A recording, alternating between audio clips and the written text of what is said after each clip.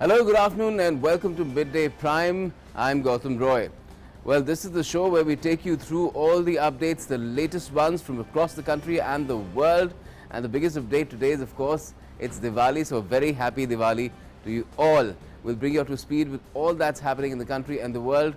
Starting, of course, with Prime Minister Narendra Modi's latest tryst with India's soldiers on Diwali Day. He spends every Diwali with them. He's done it 8 times now, and that's what he's done this time as well in Nowshera and Jammu and Kashmir. We'll get you all the updates, but first, the big news of the hour. India celebrates Diwali today. President, Vice President, Prime Minister greet people of the country on the auspicious occasion.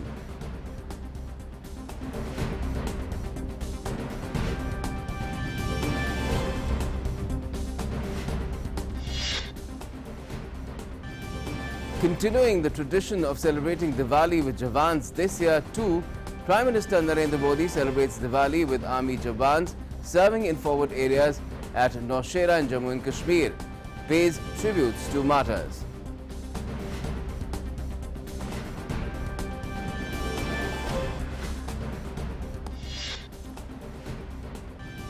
The PM addresses Jawans in Nowshera, terms our soldiers as the Suraksha Kavach of Ma Bharti. Says it's because of Jawans that people of our country can sleep peacefully and there's happiness during festivals.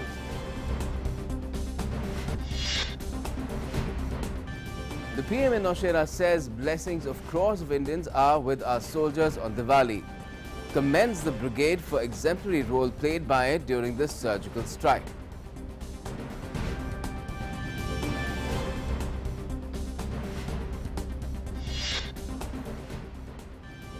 And in his address to Jawans in Nowshera, the PM focuses on improved connectivity in border areas, enhancing our deployment capability.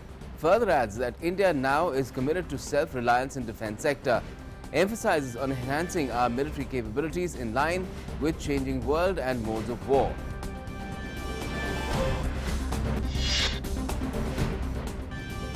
Diwali bonanza for people. The government announces significant cut in excise duty on petrol and diesel.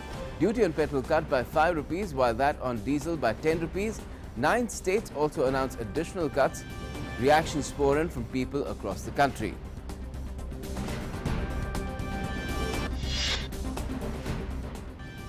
India's fight against COVID-19 gets a boost. World Health Organization approves Covaxin, the made-in-India vaccine.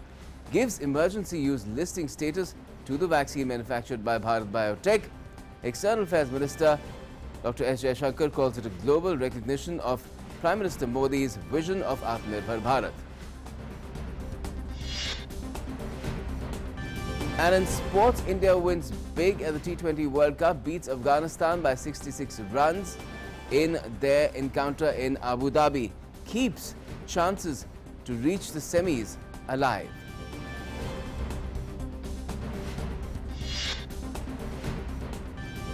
And former India captain Rahul Dravid appointed as head coach of Team India to take over from Ravi Shastri. Will be assuming charge from the upcoming home series against New Zealand.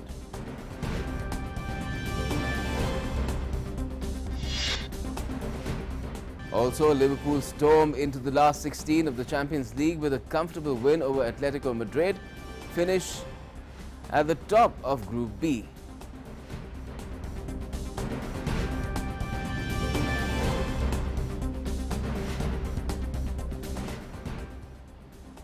Like I said, we're focusing on the Prime Minister's visit and Diwali, exchange of Diwali greetings and sweets with soldiers in Nowshera and Jammu and Kashmir, and that is our big news at the moment.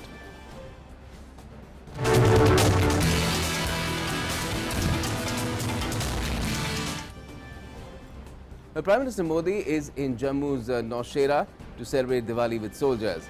Meeting soldiers on Diwali has been an annual tradition of the Prime Minister since he assumed office in 2014. He's done that before when he was Gujarat Chief Minister as well. Now, this is Prime Minister Modi's second visit to Rajouri since 2019, when he had also celebrated Diwali with soldiers.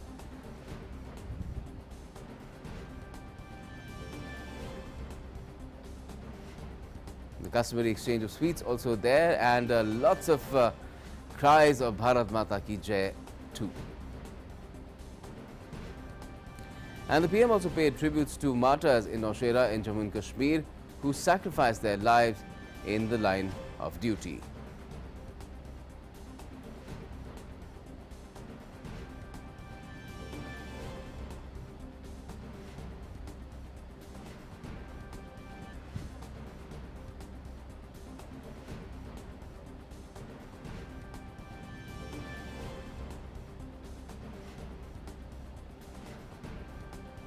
And during his visit to Nowshera, the PM also visited an army museum in the sector.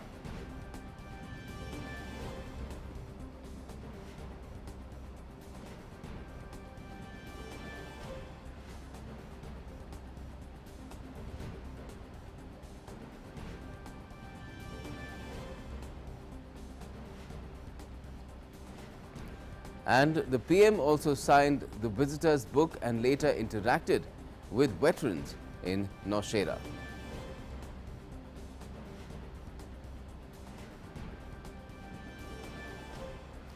Further, the PM also planted a sapling during his visit to Nowshera, meeting the soldiers, exchanging Diwali greetings and sweets with them as well. And addressing the soldiers in Nowshera later on, the PM hailed their courage and bravery. Talking about the role this brigade has played during surgical strike, he said, it fills every Indian's heart with pride. Surgical strike में यहां की brigade ने जो भूमिका निभाई वो हर देशवासी को गौरव से भर देता है और वो दिन तो मैं हमेशा याद रखूंगा, क्योंकि मैं तो तय किया था सूर्यास्त के पहले कि सब लोग लौट करके आ जाने चाहिए और मैं हर पल फोन की घंटी पर टिकटिका के बैठा हुआ था कि आखिर से आखिर मेरा जवान पहुंच गया क्या, और कोई भी नुकसान किए बिना ये मेरे वीर जवान लौट करके आ गए, पराक्रम करके आ गए, सिद्धि प्राप्त करके आ गए। सर्जिकल स्ट्राइक के बाद यहां अशांति फैलाने के अनगिनत कुत्सित प्रयास हुए, आज भी होते हैं, लेकिन हर बार आतंकवाद को मुंहतोड़ जवाब मिलता है। And the Prime Minister also lauded the soldiers for guarding borders even during festivals. He said there were many attempts to disturb peace here, but each time a befitting reply has been given. नौसेना ने हर युद्ध का, हर छद्म का, हर षड्यंत्र का माकूल जवाब देकर कश्मीर और श्रीनगर के प्रहरी का काम किया है। आजादी के तुरंत बाद ही दुश्मनों ने इस पर नजर घड़ा करके रखी हुई थी। नौशेरा पर हमला हुआ, दुश्मनों ने ऊंचाई पर बैठकर इस पर कब्जा जमाने की कोशिश की, और अभी जो मुझे पूरा वृत्त वीडियो समेत सारी चीजें मुझे देखना समझने का मौका मिला, और मुझे खुशी है कि नौशेरा के जाबाजों के शौर्य के सामने सारी साजिशें धरी की धरी रह गई दोस्तों। And talking about self-reliance in the defence sector, the Prime Minister said it's the only way to change the old method, as earlier procurement of defence equipment for security forces used to take years. Defence sector में आत्मनिर्भरता का संकल्प उन पुरानी स्थितियों को बदलने का एक सशक्त मार्ग है। देश के रक्षा खर्च के लिए जो बजट होता है, अब उसका करीब 65% देश के भीतर ही खरीदी पर खर्च हो रहा है। हमारे देश ये सब कर सकता है, करके दिखाया है। एक अभूतपूर्व कदम उठाते हुए अब भारत ने यह भी तय किया है कि 200 से ज्यादा साजो सामान और उपकरण अब देश के भीतर ही खरीदे जाएंगे। उत्तर प्रदेश और तमिलनाडु में बन रहे डिफेंस कॉरिडोर इस स्पीड को और तेज करने वाले हैं। ये सारे कदम जो आज हम उठा रहे हैं, वो भारत के सामर्थ्य के साथ साथ डिफेंस एक्सपोर्टर के रूप में हमारी पहचान को भी सशक्त करने वाले हैं। And speaking about the developments in infrastructure and connectivity in border areas, the PM said that connectivity has improved a lot, while it has helped us enhance our deployment capability as well. बीते समय से हर स्तर पर लगातार reforms किए जा रहे हैं। चीफ ऑफ डिफेंस स्टाफ की नियुक्ति हो या डिपार्टमेंट ऑफ मिलिट्री अफेयर्स का गठन, ये हमारी सैन्य शक्ति को बदलते समय के साथ कदम ताल करने में अहम रोल निभा रहे हैं। आधुनिक बॉर्डर इंफ्रास्ट्रक्चर भी हमारी सैन्य ताकत को और मजबूत करने वाला है। सीमावर्ती इलाकों की कनेक्टिविटी को लेकर पहले कैसे काम होता था, ये आज देश के लोग, आप सभी भली भांति जानते हैं। अब आज लद्दाख से लेकर के अरुणाचल प्रदेश तक, जैसलमेर से लेकर के अंडमान निकोबार द्वीप तक, हमारे बॉर्डर एरियाज में, हमारे समुद्री तट पर जहां सामान्य कनेक्टिविटी भी नहीं होती थी, आज वहां आधुनिक रोड, बड़े बड़े टनल्स, पुल और ऑप्टिकल फाइबर जैसे नेटवर्क बिछाए जा रहे हैं।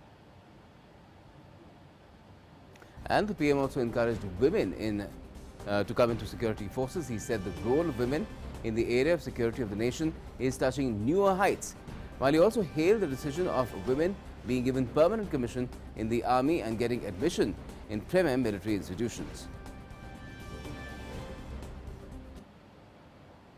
देश की रक्षा के क्षेत्र में भी भारत की बेटियों की भागीदारी अब नई बुलंदी की तरफ बढ़ रही है। नेवी और एयरफोर्स में अग्रिम मोर्चों पर तैनाती के बाद अब आर्मी में भी महिलाओं की भूमिका का विस्तार हो रहा है।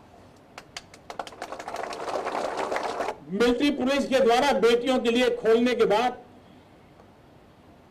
अब महिला अफसरों को परमानेंट कमीशन देना इसी भागीदारी के विस्तार का ही हिस्सा है।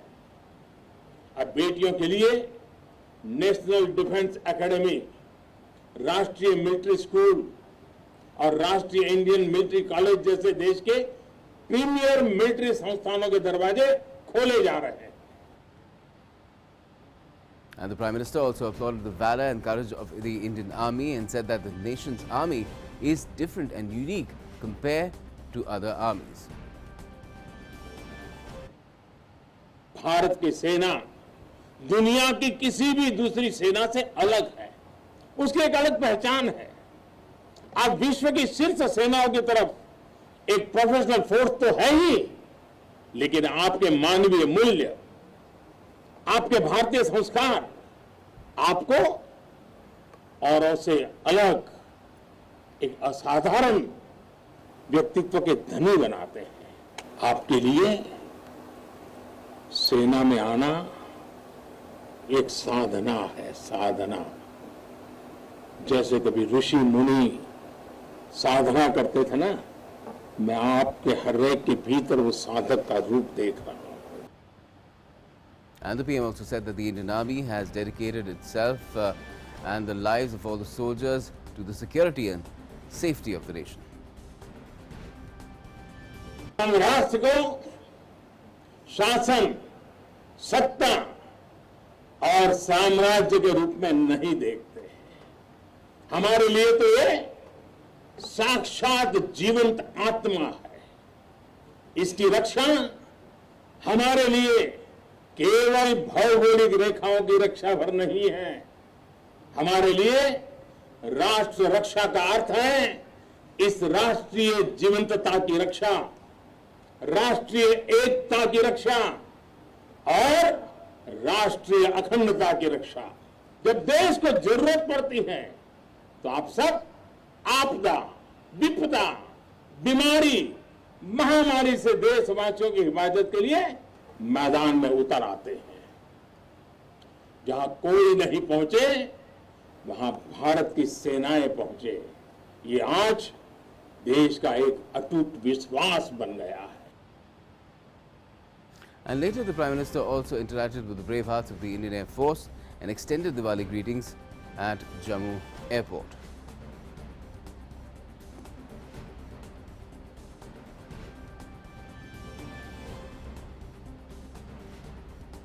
All right, so let's talk about what the Prime Minister's had to say to soldiers today and the messages there inherent in it for the nation as well. Major General Dhruv C. Katoch joins us, Director India Foundation, to talk about it.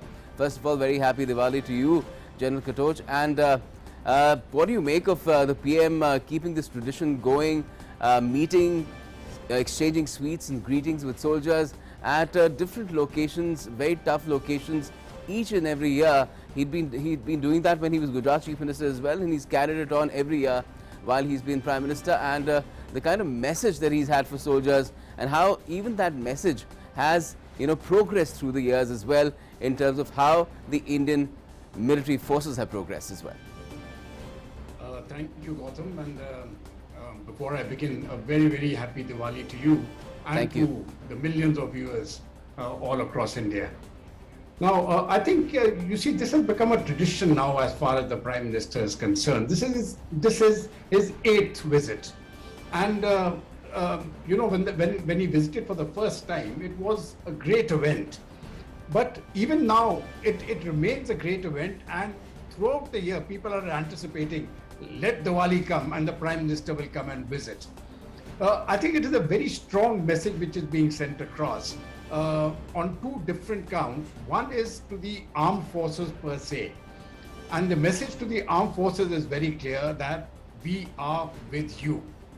Now, that I think is a very important message for the Army, Air Force, and the Navy, because unless you have the whole nation behind you, you are not really in a position to give off your best.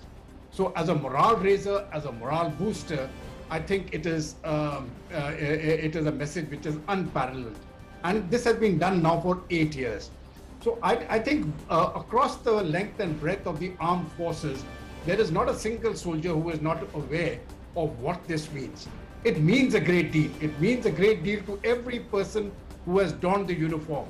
It means a great deal to us as veterans. And I think it also means a great deal to every citizen of India that the Prime Minister has gone to the border area, to a very difficult border area. Poonch Rajouri sector is a difficult sector. It's a very difficult sector. He has been there.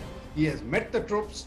He's gone to the forwardmost post, and he has represented the entire population of India by going there, thereby also sending a message of unity that we, the people of India, stand behind our armed forces, and all of us together are unbeatable. We will surmount all obstacles and we will win. I think that is the underlying message which goes across, and it is a very, very powerful message.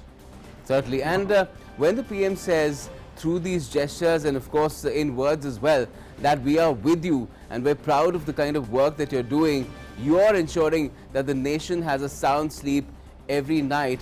He backs that with action. He's been doing that for those 8 years as well, hasn't he? Because when it comes to the modernization of the forces, when it comes to ensuring that our soldiers get all the facilities that they need, there was one rank, one pension as well that was done. Now it's been a few years, and I'm sure all soldiers and veterans are getting benefit of that now. And so many other things now. Even women seem to be now getting their just space, what they deserve in the armed forces. We'll see them progressing perhaps to the highest echelons of all the 3 armed forces. Yes, Gautam. I want to do this in its separate phases. Yes, there are different issues. Yeah, because there are so many issues which have come out. I think one of the things which generally get missed out is the, that when we are dealing with defense, it has to be institutional. And what has really happened over the last, I will say, 6 to 7 years, those institutional structures have been streamlined. We have a chief of defense staff as well now. When you look at the defense, when you look at the defense public sector, the corporatization of the OFB, it has led to greater accountability, faster decision making. The orders which have been issued that now we can export weapons, right? the thrust being given to the small and medium sector to get into the defense space, for the private sector to get in. I think all these are very, very major transformational reforms. The results have already started coming out, but every year they will keep becoming more and more. Now coming to the issue, when we're looking at the manpower issue and the question of especially the women getting into the forces. Now the women getting into the forces has been, we've been having women in the officer cadre for a very long time. In the medical corps and the JAG branch, they have reached top positions. So it is not that women have not been, but really now for them to start coming into the National Defense Academy, this will be the first step, which is totally transformational, because the NDA represents the permanent cadre. Earlier they were coming into the short service cadre. Yes, some of them got regularized, but actually they started off as a short service commissioned officers, right? Now, right at the induction stage, for the young lady who is 16, 17 years old, she will join the NDA along with her other peers, right? I think this is in my personal view, I think it is a very good step. It is not so much a question of gender equality or something like that, which of course it is. I think it really, the message has to go across to 50% of India's population. Yes. And you are as good, if not better, than the rest. And any time when the women have been put into the leadership roles, be it in the Atomic Energy Commission, be it in space, be it wherever they have been, be it in the business world, they have excelled. And I think once we start using the power of 50% of our population along with the other 50%, then we have got 100% of India moving forward.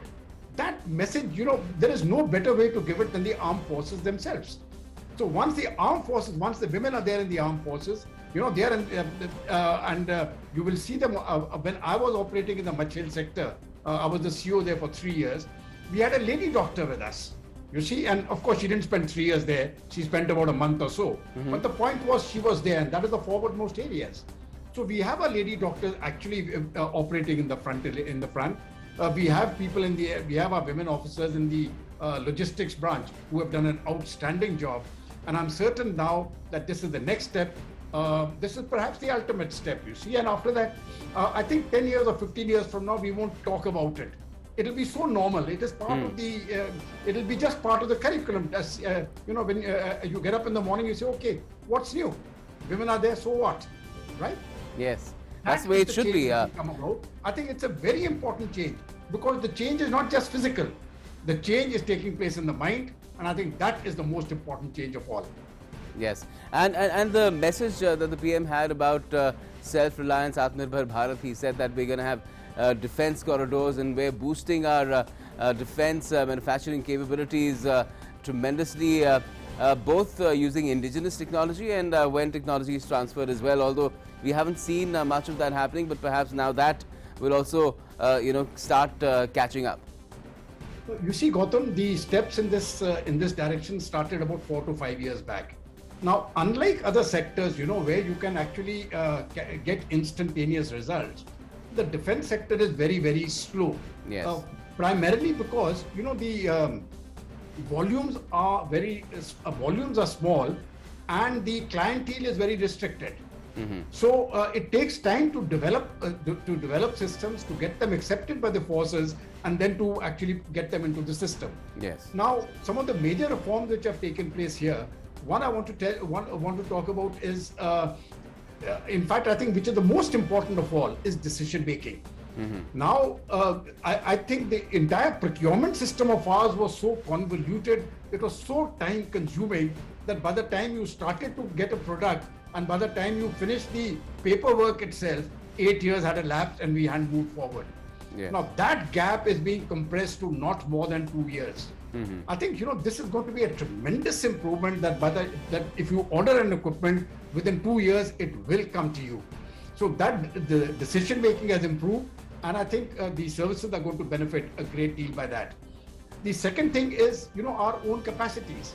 Yeah. Now, for whatever reason, I'm not trying to be a critic of the public sector. They have done the best they could. Okay. But the question was, the public sector by themselves cannot do it all. Mm-hmm. India is a very big country. We required the private sector.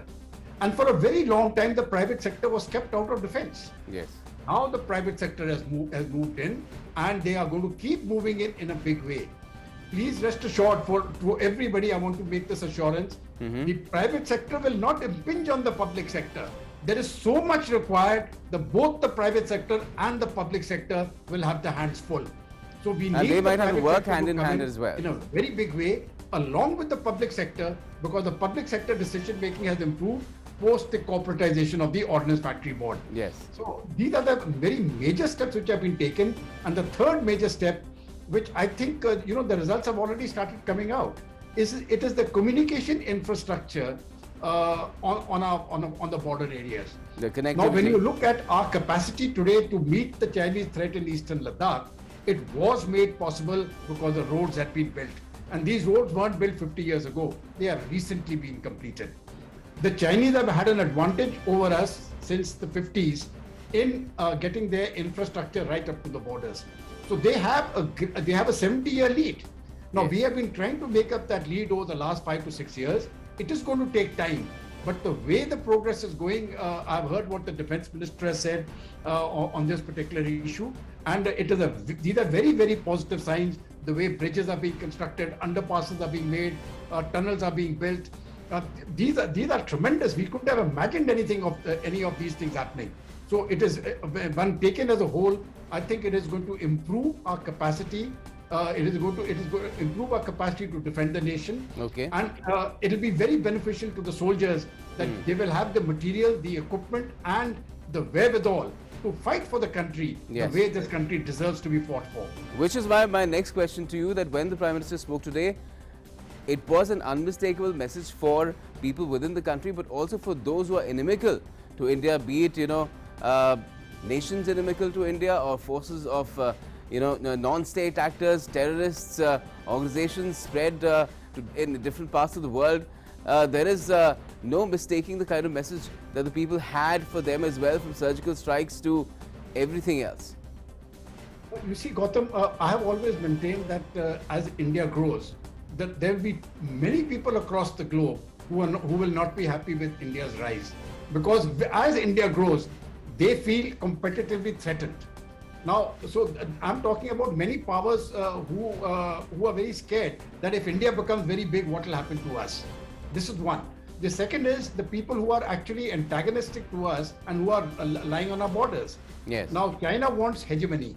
I'll be very blunt. China wants hegemony, and they cannot get that hegemony so long as India is strong. They will do everything in their power to keep India weak. And they are using Pakistan as of now as a proxy. So we have two very hostile neighbors on our border, and this message also goes to them. The message is that, listen, we are strong, India is united. I think the most important message which goes from the Prime Minister visiting the forward areas right up to the front, and he has been doing this now for 8 years, is to convey that essential element of unity. The armed forces, the political leadership, and the 135 crore Indians, all of us are united with one purpose. Which is why he goes to different parts of the country. Very strong as well, message it goes. Every year. It also goes to internal forces who are inimical to India. You see, all the people who with their acts and actions, they pick up the gun and fight against the state. Now, that message is very clear. Listen, we are going to win. So if it is up to you to join a progressive India, or you'll be left by the wayside, and the armed forces are there who will deal with you. So in either way, I think this messaging is very, very important. It is important to the armed forces to get that message. It is important to the people of India. And it is equally important that this message is given to the people who don't hold our interests and who are inimical to us. To tell them also, listen, enough is enough. It is not going to be tolerated anymore. And should you try any of these actions, then we will retaliate, and we will succeed, and we will win. Yes, but General Katoch, when the PM says that we have to be prepared for fighting different modes of war, what exactly does he mean, and to what extent are we prepared when it comes to fighting wars in the nature of, say, cyber attacks and all that, that can really destabilize, disrupt the way we lead our lives? Actually, the Prime Minister has very, put it across very, very specifically. War is not today simply a matter of the gun.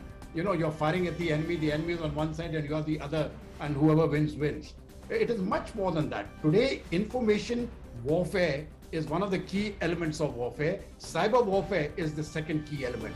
The space warfare is the key element. Yes. So one of the good things which I think I must compliment the Indian leadership from the independence onwards is our, the thrust towards space, which has been maintained, and towards atomic energy, especially with the present government. Great. It has always been there, but additional push has been given now. This is going to be space warfare is going to be critical as far as any future conflict is concerned. Today, information has been weaponized. And I think we see it also that, just to put it very bluntly, in a cricket match where we lost to Pakistan, messages which originated from Pakistan started vilifying one of our Indian players. Yes. Right? And they tried to create communal tension. Now, when you actually studied that, all these information, 90% of it emanated from Pakistan, and suddenly people started picking it up. Now, information is a weapon of war. We have to be very, very careful about it. And I think this is something which the Prime Minister also referred to, because it can be used to create social disharmony. And if there is social disharmony in India, then India cannot grow the way we need to grow. The third, of course, is the hard power. I think when we are looking at hard power, now we are looking at the navies, we are looking at our Air Force, and we are looking at the Army, all three. And a great deal of effort is being taken there, because very frankly, if you look at the eastern borders, or rather if you look at our border with China, in Arunachal and in eastern Ladakh, the person who controls the skies, if you can control the skies over the Tibetan plateau, we will win any war.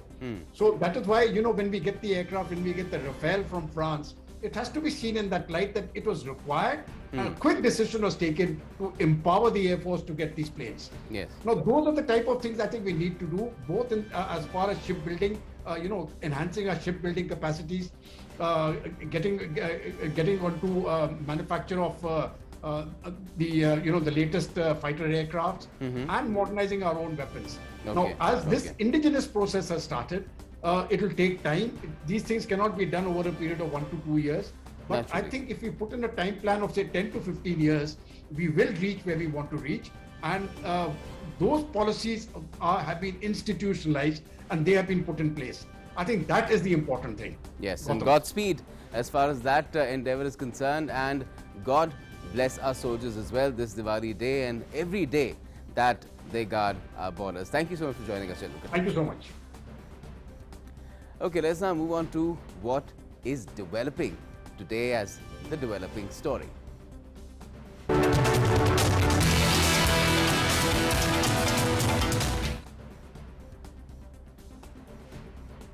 Okay, now the stage is set and all set for Prime Minister Narendra Modi's visit to Kedarnath. The holy place is witnessing development like never before, and several new projects for the ease of pilgrims are being constructed. Here's a special report from our correspondent on the ground, giving insights into the Prime Minister's visit to Kedarnath, which is happening tomorrow, a day after Diwali. Behind the Kedarnath temple, I'm here inside the Shankaracharya Samadhi Sthal, which the Prime Minister is going to inaugurate. This is around 13 feet tall black stone statue of Shankaracharya. We have reached on the top, and as you can see down there is the Shri Yantra. Now we will take a look at what's happening around. There's some of the construction work going on here also. The beautification process is on. This is Saraswati River, and the bridge that you see has been newly constructed by the PWD department. This bridge is for the pilgrims and tourists who would like to visit Bhairavnath temple, which is up there on the rock. Now all this is being done for the development of this place, for the betterment of the facilities that have to be provided, that should have been provided for the tourists, and it is all being done under the leadership of Prime Minister Narendra Modi. I am standing on the Astha Path, which is being constructed by JSW, and there the 5 sheds that you see, they are the ghats that have been newly constructed. So all is being done to provide better facility to the pilgrims. With cameraman Ajit, this is Vishal Baristo for DD India, Kedarnath. Let's also have a quick chat with Vishal Baristo, who is there in Kedarnath over the phone line with us right now. Vishal, just tell us, all this really, a lot of it that has happened now, and what the Prime Minister will be, giving to the nation tomorrow when he visits Kedarnath, a lot of infrastructure projects as well. A lot of it has its origin is in that disaster, the floods that have taken place back in 2013. Now, just tell us, with all this work that has gone in and what the Prime Minister will unveil tomorrow, does it make Kedarnath not just a better place in terms of facilities, but also safer for pilgrims and anybody who wants to go there? Well, absolutely. A very good afternoon to you, Gautam. Afternoon. First of all, let me and a wish happy Diwali to you as well. Very happy Diwali. Yes, you said it correctly. Yes, a lot of efforts have gone in place because in 2013 everything was devastated. Even the Samadhi of Adi Shankaracharya was also washed away in the floods. That is why we are now having a new Samadhi of Adi Shankaracharya. As you saw in my report, around 30 feet long black stone statue is coming up, and some construction also around for the beautification is being done, and it would be inaugurated by the Prime Minister. Also, other things are also being taken care of, especially for the safe passage of the tourists, not only during disaster but also otherwise, and that is why we have this Asta Path. Also, we are also having some new ghats coming up, and also everything is being taken care of so that what happened in 2019, 2013 is not repeated, and even if it does so, there is not much of damage done. So everything is being taken care of, and tomorrow Prime Minister would not only visit the sites but also would be addressing a public meeting after he has gone through the temple and inaugurated the statues and all. Okay, and just tell us in terms of what all new has come up and what all has been fortified, reconstructed. I'm sure it's a huge list and you may not be able to name it all here right now, but just tell us the major points. Well, as I informed you, Gautam, one is of course the shrine. Everything, there is a master plan. All blueprint of master plan is prepared. When we talk about the shrine board, that would be taking care of this area, and everything would be so systematic, because there have been complaints by the pilgrims who find it very hard if they have to stay overnight, because the hotels, they are charging exorbitant prices. Also, the facilities are not in place. So everything is there in the vision of Prime Minister Narendra Modi, and that is why the whole area around the temple is being taken care of in the blueprint. And as I mentioned, some of them, the Adi Shankaracharya Samadhi, which was washed away in the 2013 floods, would be inaugurated tomorrow. Then you have the beautification of the area around the temple, and also for the tourists, a lot of facilities have been put in the plan. So slowly but steadily they would be coming up, and then you have this heli service, which is quite a boon for all, especially for the elders and the youngsters. Yes. That they can fly and reach directly to this place. The worship would be going on, and as today is Diwali, a lot of people have come from different parts of the country. I spoke to some of them, and they have been queuing for the darshan since dawn. So it's a very electrifying atmosphere here at Kedarnath. I'm sure it must be, and must be quite a lot to take in for yourself as well, Vishal. And have a great Diwali, and we'll keep taking updates from you later on as well. The main, of course, event will take place tomorrow. Thanks for joining us for the time being. And now let's talk about what's in National Prime.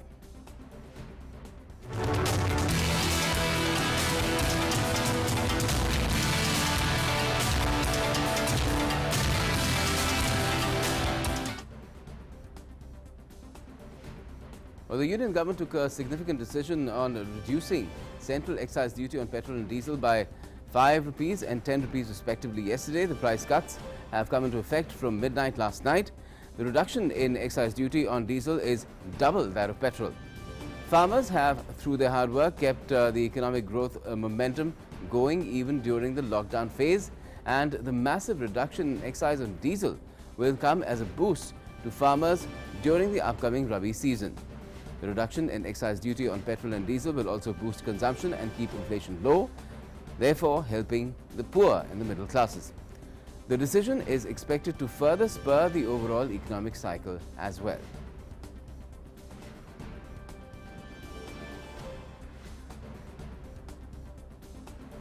And what's happened today? Something even better and additional to what the government has done, which is 9 states, including Assam, Tripura, Manipur, Karnataka, Goa, Uttar Pradesh, Gujarat, Himachal Pradesh and Uttarakhand, have announced additional cuts in prices of petrol and diesel.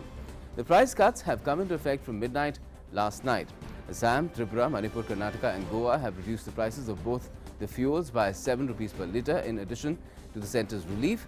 Uttar Pradesh government also announced a reduction in VAT on petrol and diesel, which resulted in reducing the prices of petrol and diesel by 12 rupees per litre in the state. Uttarakhand Chief Minister Pushkar Singh Dhami on Wednesday said that the VAT on petrol will be reduced by 2 rupees per litre in the state. The Bihar government too announced that it will reduce the VAT on petrol by 1 rupee 30 paise and diesel by 1 rupee 90 paise. Himachal Pradesh Chief Minister Jairam Thakur said that the state will soon issue a notification to reduce value-added tax on petrol and diesel. In recent months, crude oil prices have witnessed a global upsurge. Thereafter, domestic prices of petrol and diesel skyrocketed in recent weeks. And Odisha Chief Minister Naveen Patnaik announced today reduction of VAT of 3 rupees each on petrol and diesel, which will be applicable from the midnight on the 5th of November. Now, people have been hailing the decision of the union government to further reduce excise duty on petrol and diesel. आज दिवाली के दिन थोड़ा petrol का भाव कम हुआ, उससे थोड़ी तो खुशी मिली है। मुझे तो मालूम नहीं था कि कम हुआ, अभी इधर आके मुझे समझे तो फिर बहुत खुशी हुई है। दिवाली के दिन अच्छा तोहफा मिला है। थोड़ा सा दिलासा मिल गया है दिवाली के इसमें, घूमना फिरना गाड़ी से सब ट्रैवलिंग होता है तो थोड़ा सा अच्छा लग रहा है अभी। आज मीटर देखते ही मेरा दिल खुश हो गया। दिवाली का ये सरकार की तरफ से आम आदमी के लिए गिफ्ट है और उसका हम अच्छी तरह से स्वीकार करते हैं। मैं इसको एक नया तोहफा मानता हूँ सरकार का, और इस सरकार ने इतने तोहफे दिए हैं कि जो पहले कभी किसी सरकार ने नहीं दिए, और सरकार शायद ये सरकार ही पहली आई है जो जनता के बारे में सोचती है, और इसने ये आज और नया तोहफा दिया तो बहुत अच्छी बात है। तो इसको एक बहुत वेलकम स्टेप मानती हूँ गवर्नमेंट की तरफ से, and I think so it's a gift for the ladies specially, क्योंकि जब पेट्रोल और डीजल के दाम कम होते हैं तो इन्फ्लेशन रेट कम होता है सब्जियों के। आम आदमी के लिए तो इससे अच्छा दिवाली का तोहफा कुछ हो ही नहीं सकता। This is a gift to me और टू द दिल्ली पीपल, तो बहुत अच्छी बात है, बहुत राहत मिलेगी। पर एक थोड़ा सा और नीचे आ जाएगा तो ये बोनस हो जाएगा दिवाली का। Yeah, they'll always mange more, and let's see what happens. States have been reducing it as well. Moving further, Covaxin, the made in India COVID-19 vaccine manufactured by the Hyderabad-based Bharat Biotech, got World Health Organization approval for emergency use listing, or EUL. The World Health Organization on Wednesday granted approval for emergency use listing to Bharat Biotech's Covaxin for COVID-19. The WHO said that on Twitter, in fact, in I quote the WHO here, the technical advisory group convened by WHO and made up of regulatory experts from around the world has determined that the Covaxin vaccine meets WHO standards for protection against COVID-19, that the benefit of the vaccine far outweighs risks, and the vaccine can be used. And in another tweet it was said, I quote again, Covaxin vaccine was also reviewed by WHO's Strategic Advisory Group of Experts on Immunization, or SAGE or SAGE, and recommended use of this vaccine in 2 doses with a dose interval of 4 weeks in all age groups 18 and above. Unquote. Now, Covaxin was found to have 78% efficacy against COVID-19 of any severity 14 or more days after the second dose, and is extremely suitable for low and middle income countries due to easy storage requirements.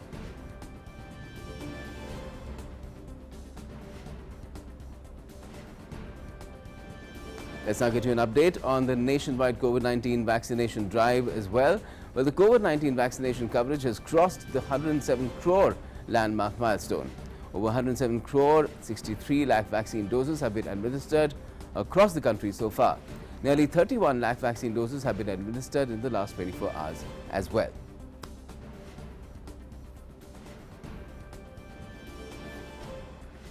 A quick look at the COVID-19 situation across the country as well now. Well, the recovery of 15,054 patients in the last 24 hours has increased the cumulative tally of recovered patients to 3,37,12,794. India's recovery rate now stands at 98.3%. 12,885 new cases were reported in the last 24 hours too. The active cases now account for less than 1% of total cases. This presently constitutes 0.43% of the country's total positive cases, which is lowest since March 2020. Active case load stands at 1,48,579, which is the lowest in 253 days. The daily positivity rate is reported to be 1.21%. The daily positivity rate has remained below 2% for the last 31 days, and weekly positivity rate stands at 1.17%, which has remained less than 2% for the last 41 days.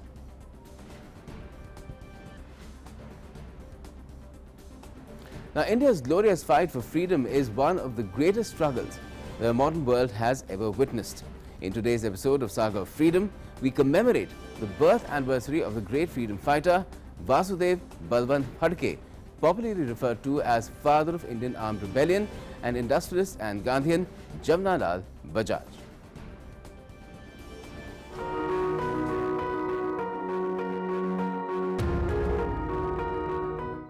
Born on November 4th, 1845 in Shirdon village of Raigad district, Maharashtra, Phadke was moved by the plight of the farming community and believed that Swaraj was the only remedy for their sufferings. He is popularly referred to as the father of Indian armed rebellion.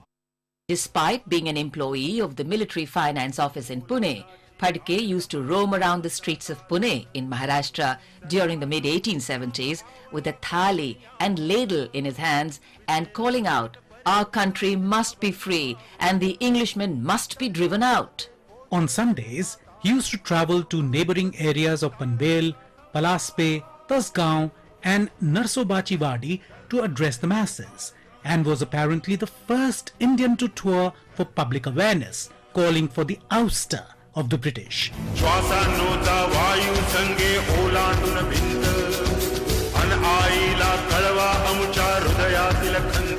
On February the 20th, 1879, Phadke and his colleagues like Vishnu Gadre, Gopal Sathe, Ganesh Deodhar and Gopal Hari Karve declared the formation of their 200-strong militia outside Loni, 8 miles north of Pune. Phadke's team undertook some daring operations in the vicinity of Bombay and later in Konkan region.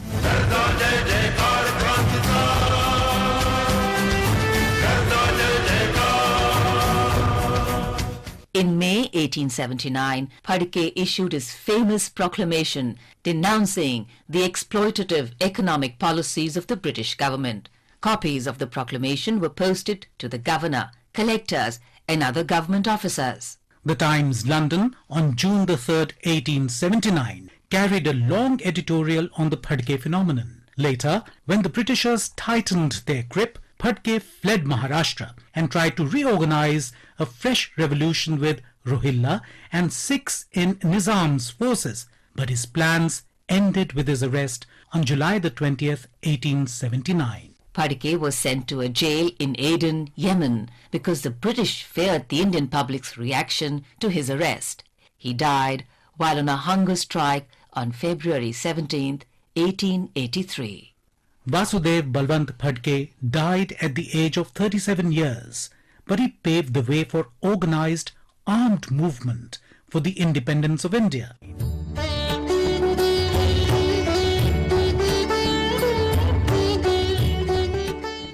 We also remember industrialist and Gandhian Jamnalal Kaniram Bajaj, who was born on the 4th of November 1889, founder of the Bajaj Group of Companies in 1920s. He was a close associate of Mahatma Gandhi, who's known to have often declared that Jamnalal was his Jamnalal believed in Mahatma Gandhi's vision that homemade goods were the answer to India's poverty. He gave up the title of Rai Bahadur conferred on him by the British government and joined the non-cooperation movement in 1921. Later, in 1923, he participated in the Flag Satyagraha, defying a ban on flying the national flag in Nagpur, and was detained by the British forces. He fought the non-admission of so-called untouchables into Hindu temples in his hometown of Wardha. As orthodox Hindu priests and Brahmins objected, he opened his own family temple, the Lakshmi Narayan Mandir in Wardha, for the so-called untouchables in 1928.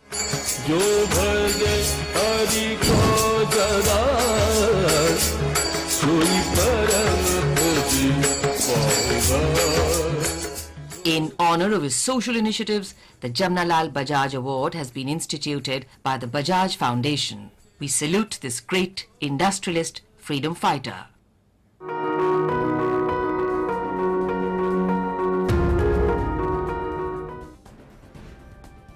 There's so many really people involved in that saga of India's freedom struggle. Let's talk about Deepavali now. The Festival of Lights is being celebrated across the country with a great fervour and enthusiasm, also in different parts of the world. Now, Diwali comes from the Sanskrit word Deepavali, which means row of lights. The festival marks the victory of good over evil and light over darkness.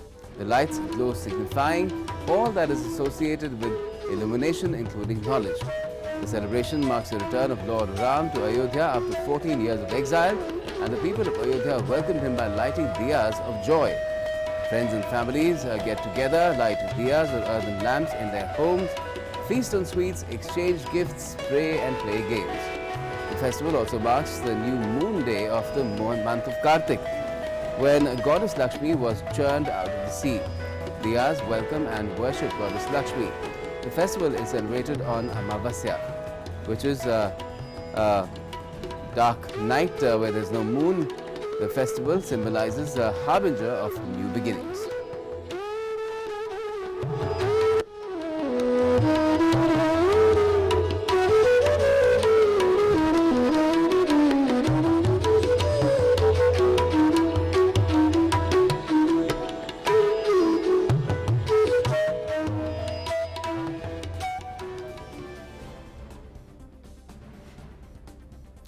President Ramnath Kovind, Vice President M. Venkaiah Naidu and Prime Minister Modi have greeted the people of the country on Deepavali as well. In his message, the President said that Deepavali symbolizes victory of good over evil and light over darkness. He said, Deepavali gives a message of mutual affection, fraternity and brotherhood. The President said that it is an occasion to share our prosperity and happiness with each other.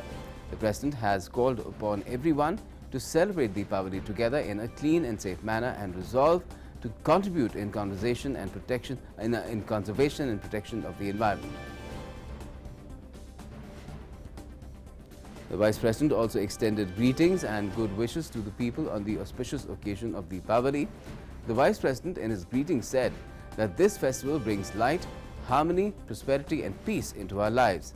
The Vice President hoped that this festival ushers in a new enthusiasm to make our lives more fulfilling and brings happiness to everyone around us.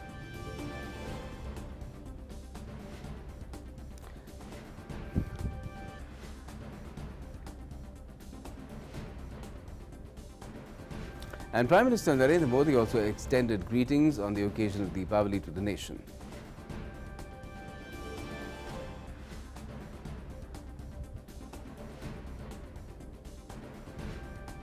Well, devotees in Amritsar visited the Golden Temple and offered prayers on the occasion of Deepavali as well.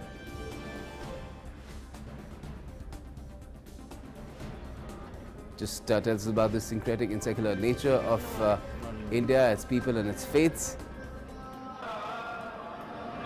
Deepavali lights, diyas at the Golden Temple in Amritsar. And now let's take a look at what's making news across the globe as well.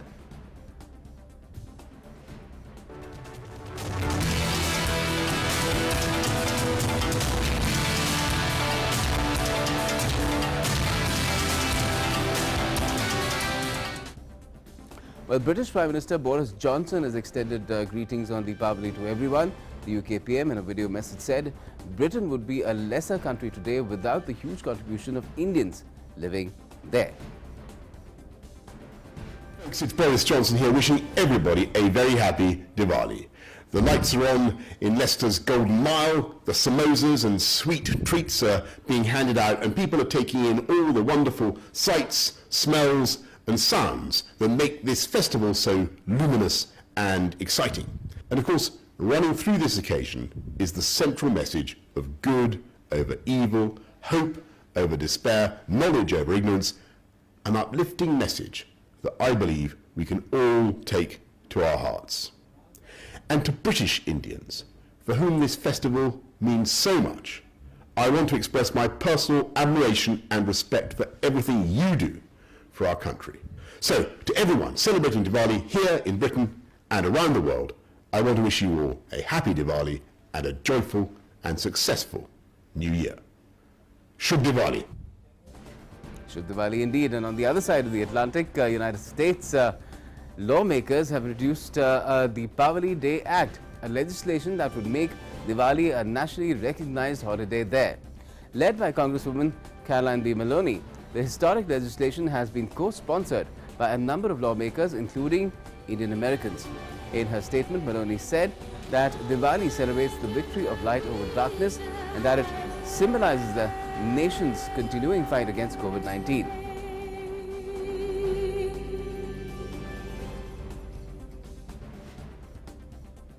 And this year, all American Diwali is being celebrated at the iconic World Trade Center in New York City from the 2nd to the 4th of November.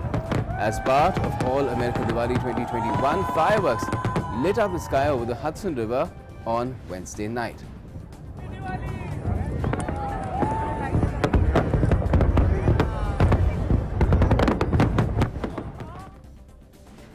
What a brilliant, luminescent festival this, bringing joy to all corners of the world. I wish you a very happy Diwali once again. That's all we have at the moment in Midday Prime, but all the latest continues right here on DD India. So, stay with us.